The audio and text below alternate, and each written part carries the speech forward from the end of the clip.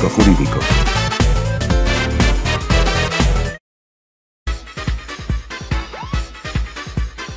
Bien, mi nombre es Sebastián Toro y voy a hablar sobre el marco constitucional. Yo escogí 4 artículos de la Constitución Política: el artículo 7, el artículo 63, el artículo 72 y el artículo 246. Bien, el artículo 7 dice que el Estado reconoce y protege la diversidad étnica y cultural de la nación colombiana.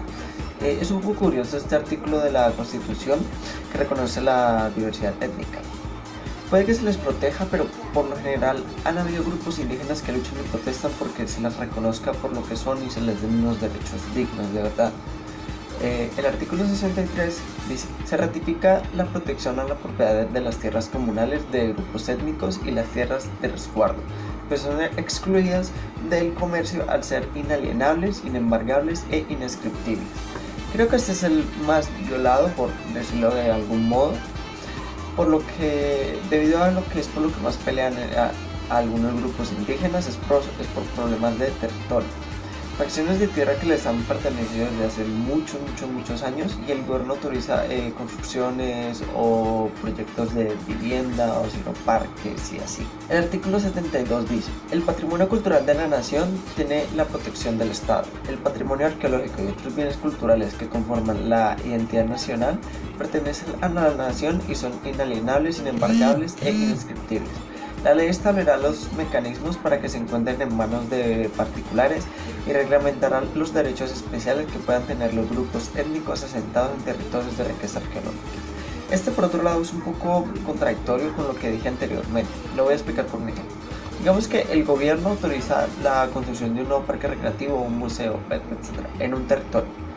En teoría, si hay una comunidad en ese lugar, se respetará su estadía como comunidad en esa fracción de tierra, y habrá mecanismos para que eso se cumpla.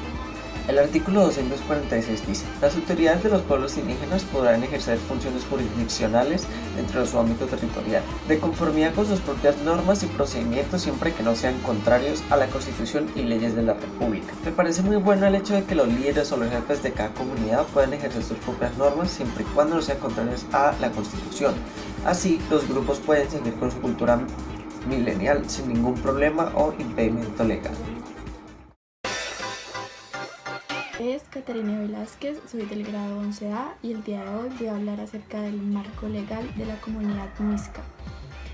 Nosotros elegimos 2 decretos. El primero es el decreto 1396 de 1996, el cual dice: por medio del cual se crea la Comisión Nacional de Territorios Indígenas y se crea el Programa Especial de Atención a Pueblos Indígenas. El segundo decreto es el 1320 de 1998, que dice: por medio del cual se crea la Comisión de Derechos Humanos de Pueblos Indígenas y se crea el Programa Especial de Atención de Pueblos Indígenas. Primeramente, estos decretos se instauraron debido a la falta de respuesta y voluntad política frente al cumplimiento de los derechos fundamentales de los pueblos indígenas. Y pues en respuesta a esto se instauraron los 2 decretos, especialmente uno que es el decreto 1396 de 1996, que es el que trajo consigo la Comisión de Derechos Humanos de los Pueblos Indígenas, lo cual es muy bueno porque esta comisión se creó con el propósito de que se realice seguimiento a los procesos que competen a los pueblos indígenas y velar por que se cumplan sus derechos humanos. Entonces pues es muy bueno porque es lo que finalmente estas comunidades estaban pidiendo, que ser escuchadas y que respetaran y cumplieran sus derechos como comunidad. Entonces estos decretos se plantearon con el fin de que se escuche a los pueblos indígenas y sus carencias, ya que a medida que pasa el tiempo estos van perdiendo sus costumbres debido a la violación constante de sus derechos por parte del gobierno. Las comunidades indígenas propiamente deciden exigir por la instauración de un medio de protección para sus derechos humanos por la crisis humanitaria que se presenta debido a la falta de voluntad y respeto hacia estas comunidades y sus costumbres. Entonces, atendiendo a estas necesidades, pues fueron implementados el decreto 1396 y 1320, entre los cuales, pues como ya lo mencioné antes, tienen como prioridad velar y respetar los derechos de estas comunidades. Entonces, personalmente, pues yo opino que estos decretos fueron creados muy rigurosamente, todos están bastante completos y fue lo mejor que pudieron implementar para satisfacer las necesidades de las distintas comunidades, y que es lo mínimo que pudieron haber hecho ante la unión de las distintas comunidades preocupadas por perder esa caracterización como comunidad gracias a la ignorancia de las personas frente a estas. Gracias. Marco jurisprudencial. Sentencia 2010-001-158. Primeramente, presenta una consideración de competencia de conformidad con el artículo 129 del Código Contencioso Administrativo y con el numeral 1 del Acuerdo 357 del 5 de diciembre de 2017, en donde establece que la sección quinta del Consejo de Estado es competente para proferir fallo dentro de los procesos de segunda instancia que sean remitidos por los despachos de la sección primera, dentro de los cuales, de conformidad con lo establecido en el numeral 2 del citado acuerdo.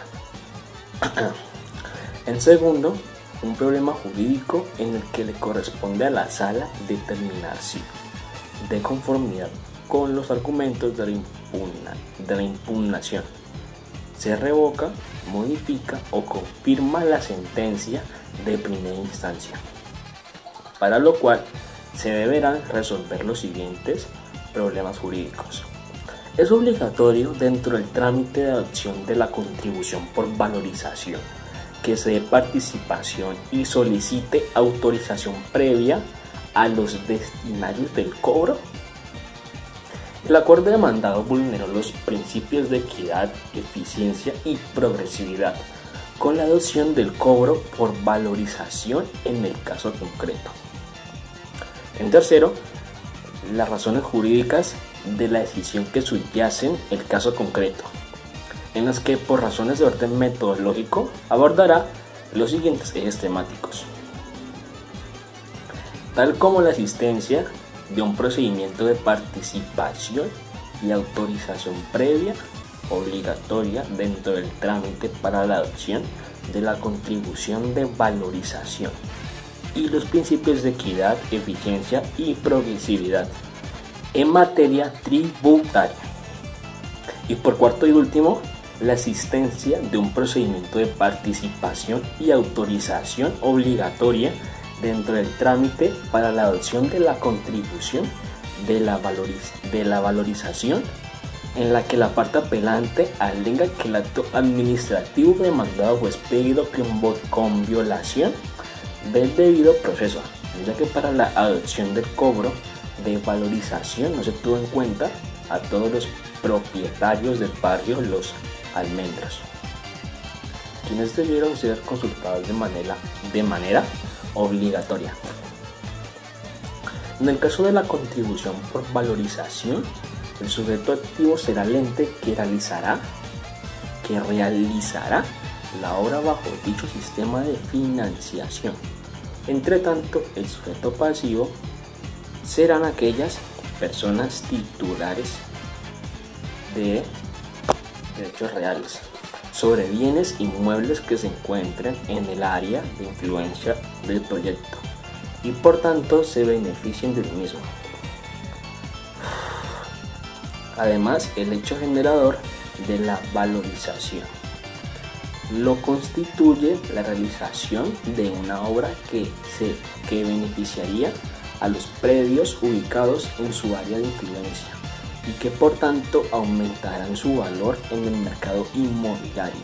Entre tanto, la base gravable se determina justamente por el beneficio que se obtendrá por la ejecución del proyecto final, que se obtendrá por el beneficio que se obtendrá por la ejecución del proyecto financiado por valorización.